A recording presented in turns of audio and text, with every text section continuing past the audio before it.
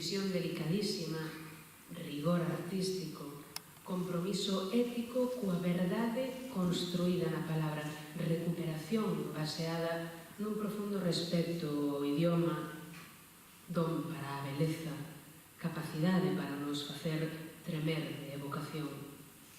Queremos que a lingua galega debera un día mirar en fite a quen é un dos nomes, sen dúbida, máis importantes da poesía galega contemporánea e dicirlle, polo que és quen de facer comigo, sinceramente, grazas, Pilar Paredes.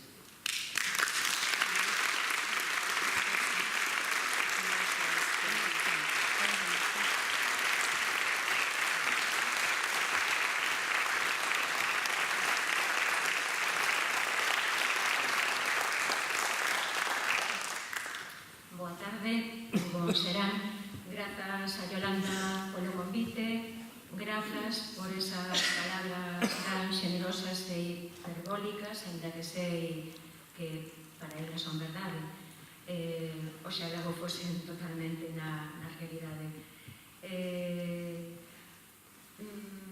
Resultame extrañísimo estar falando e agora ler para vos, que sei que estades aí, pero non vos vexo en absoluto, non? Son eivas das persoas que estivemos moitos anos no ensino, ese costume, ese hábito de estar falando para alguén de quen ves o rostro, de quen ves a expresión. Voto a voar a miña imaginación, imagino que estades aí, sei que estades aí, evidentemente. Comezo lendo dos poemas do xa vello libro das decoracións. O primeiro titúlase Variación 2. Loito entre dúas ordes, sobrevivo caladamente no ciclo das criptógamas, na obstinación da topia que non sabe que xa máis a ver a luz do sol. O meu ser animal procede da vontade. A miña face humana négase ao instinto da reconciliación.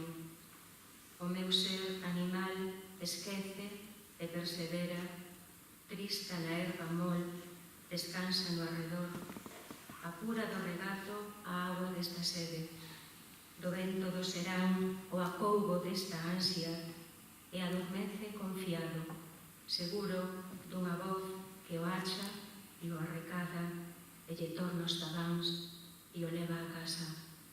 O meu ser animal non ten o inverno.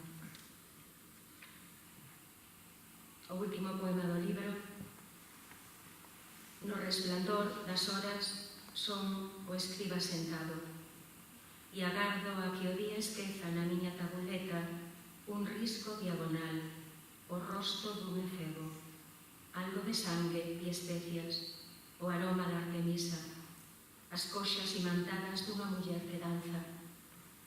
Inhábil para a vida transcrevo que me excede, fixo en trazos esguíos o amor e os seus detritos, a contracción das bocas no leito e na batalla, as pupilas dos gatos. Que os deuses me perdoen a renuncia ao caudal da existencia, deixo escoar as aguas entre os dedos e a miña xuventude, e en tanto dilapido os meus minutos, reteño outras historias, acapar outros corpos, e aos seus membros precarios dou a forma do eterno. Quizais un día futuro, cando as fauces do tempo tiveren devorado a miña carne e a dos vermes da miña carne e a xerazón seguinte, alguén descorra o pó da tabuleta e no fulgor extinto dos seus signos me descifre para saber que eu fun o efebo e a doncela, o elmo do guerreiro, a raíz da premisa, a sede do felino, o crisantemo. Do penúltimo libro, Leopardo Son, que leva un título que é unha homenaxe ao meu sempre tan lembrado profesor Carballo Calero, que parte dun verso del, un leopardo son que lexe a Biblia. Leo vos un poema que está dedicado a Alfonso Costa, que tiña que ter sido feito moito a tempo para un catálogo da súa obra, que non avanzou suficientemente, pero finalmente o poema si saiu, non? Este poema que en certa maneira é un diálogo ca súa obra pictórica. Crisálida de tempo amordazado, un soño aéreo medra caladamente en ti, críache asas para o asombro da luz. Estoxo de ametistas, encasulada espera, despregaraste en miríades de instantes, bailarás ebria ao sol. Poderosas palabras ten a sombra, esgazarás no vento en hora erma, nunha danza de morte apagaraste, embazará o teu ouro. Do mesmo libro, un poema de amor. Falamos nunha lingua desvairada, tan hostil e tan doce. Palabras máscara, nen túas nen miñas. Palabras muro.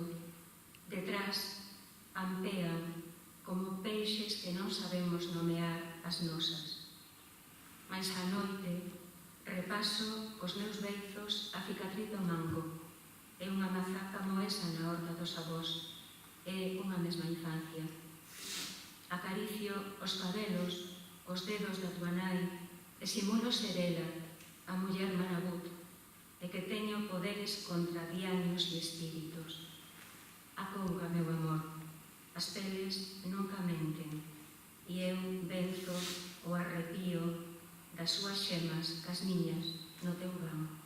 Son a branca leoparda que, finxindo desleixo, lles desbarata os tobos e esgaza os libros sacros. Do último libro, Tempo Fósil, lerei algo máis. Xa facía